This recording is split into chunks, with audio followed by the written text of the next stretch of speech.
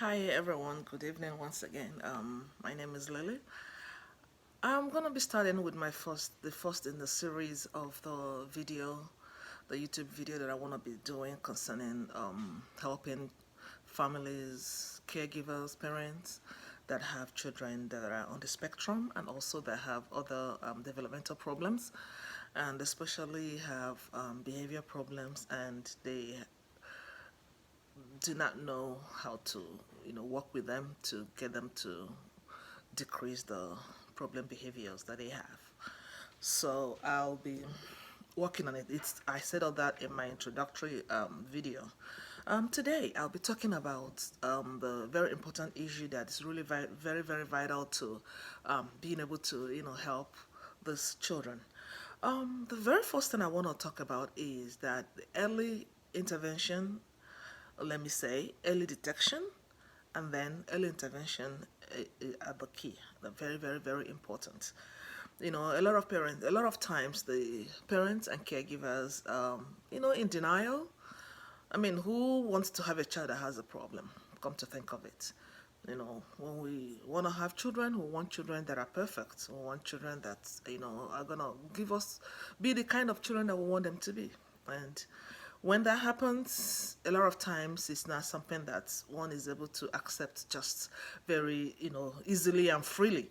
And I really commend the parents that, see the needs in their children as early as they notice it and they go out there for it to see how to help them. That's really what we need to do. When if the problem is there, it's there. The only way to help is to find solution to the problems. So parents, I really want to plead with you that if you have any child that you kind of feel has, you compare him to other children that are his age and certain things that he's doing they're not doing or certain things they're doing he's not doing, it's really very important to seek help. And the ways to seek help is, if you're in New York, you could just pick up your phone and call 311. When the operator comes on, you tell him that you have a child or him, her, that you have a child who you kind of feel has some delays, speech delays and all that. And definitely they will immediately transfer you to, who you need to talk to. And most times what they'll tell you is they'll take your phone number, they'll take your address, your name, full name and everything, and they will mail you out a packet. When you get the packet, you in the packet you have a lot of companies, a lot of schools, a lot of agencies that do evaluations. So when you call out, when you pick any of them that is very close to you, and they will either come out to you or you go to the office for the child to be evaluated. And this takes some weeks process depending on how quickly you're able to, have the evaluation started. They will do the evaluation and they have about 2 weeks between when the evaluation is done for the district to get the evaluation results. And once the district administrator rather, gets it, he or she's gonna look into it and then will convey a meeting. And with all the different evaluations done, the testing done, and the recommendations of the evaluators, the district administrator will now make a determination on whether the child, your child is eligible for services or not. Most times, when a child is delayed in an area, we have different areas. We have five subdomains. You have the cognitive, which has to do with what a child knows, the intellect, and then academics, more or less. And then you have speech. Under speech, you have that's communication. You have receptive language and expressive language. Receptive language is how much the child understands. Like you tell the child, come here. If the child comes to you or show me a bag, he's able to touch the bag or things like that. That shows what the child knows. That's receptive skills. And then you have expressive. Expressive is the vocal. That's the one we're looking for. That's the one we want. My baby is not talking. I want my baby to talk. That's the expressive. But before the child can express, the child has to know. That's the way the language goes. And then, so we have the cognitive, we have the communication, which has expressive and receptive, and then we have motor skills, under which you have fine motor and gross motor. Fine motor skills has to do more with the upper extremity. That's the using your hands, your fingers, being able to button your shirt, being able to tie your shoelace. Occupational things that you need to be able to do to be able to live in life. And then the grass motor is more of the bigger muscles, being able to walk, being able to jump, being able to, to do some basic physical, big things that you need your bigger muscles to do. That's what those two motor skills take care of. And then you have the adaptive skills.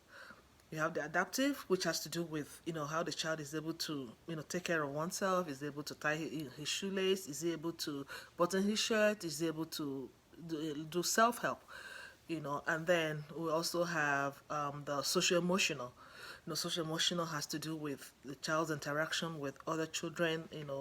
How does he cry a lot? Does he have separation anxiety and things like that. So these are the things that the different subdomains, there are 5 actually, that your child be tested on, and then the test results will now determine if your child will be needing services or not. When a result is 33% delay in one domain, remember I said there are 5 of them, either in a communication delay or in cognitive or in the motor skills or adaptive skills, and also the social emotional. Just one domain of it, 33% delay, the child will be eligible for services. And when you have 25% in 2 domains, the child also will be eligible for services. So this is how they determine it. And then if there's during the course of the evaluation and they see that the child has showing signs for autism, you have definitely you'll have the psychologist also evaluate your child, and that way it to be a comprehensive evaluation. And if the child qualifies, has shows the delays and they are confirmed, then your child definitely will be eligible for early intervention, which the area that really deals with autistic children, which is applied behavior analysis, ABA therapies.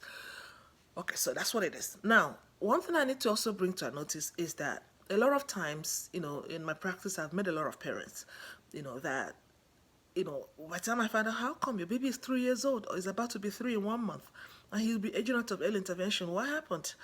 He said, the many times I've gone 1, 2, 3, 4, 5, they've told me that, when their baby was like 1 year, they kind of noticed that something was off.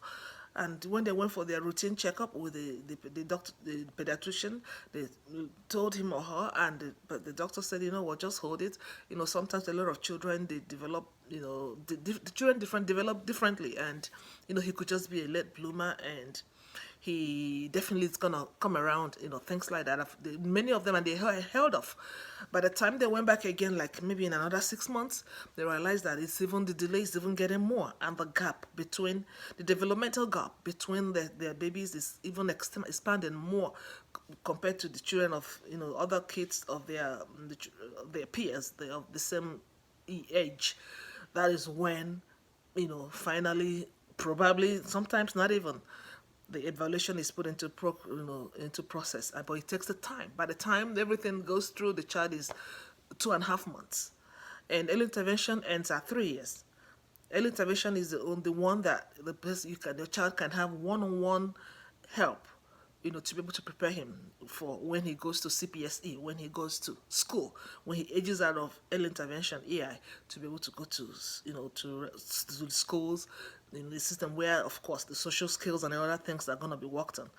But a lot of times, early intervention is mostly a one-on-one. Of course, they do have schools, ABS schools, where your child can also enroll, but a lot of times it's home-based. So that's it. So what this particular video is talking about is to watch out for early signs in your child. And you see anything, please do not be in denial. Please do not put it off. Putting it off is going to harm your child more. The earlier you catch it, the better, and the possible it will be that your child can be helped. So once you see the sign, please consult your doctor. Let the child's doctor know. If the child doctor is not helping, maybe he's not a developmental pediatrician, he doesn't see it because he's not trained to see it. then you could find other opinions. You could, look for second, third opinions. And because the more time goes, the more gap is going to be between your child and all his peers, and the more delayed he's going to be. And definitely that's not what you want. What you want is to help your child so that your child can be, can develop and be an independent member of the society, an independent contributing member of the society. Definitely, I'm sure that's what you want for your child. So that's that. Now, I'm gonna also talk to you. In my next video, I'll be telling you more about the signs. The things to look out for. The signs that when you see them, you should seek for help. It's better to rule them out. It's better to seek for help, and the child is tested, and the evaluation is done, and you're told everything is clear. The child has no problem, no delays, and then you're good. You know that you've done what you needed to do as a caregiver, as a parent. And that's why I'm going to be ending here today. So I would like you to, pass this on this video. Like I said, I'm going to make a series of videos, and I'm also writing a book, that's in layman language, that's going to help, us. Like I said, my intention is to equip the parents on how to be able to manage the behavior of their children and help them to become contributing member of the society, to have a great outcome and be like every other child. I'm sure that's what you want. So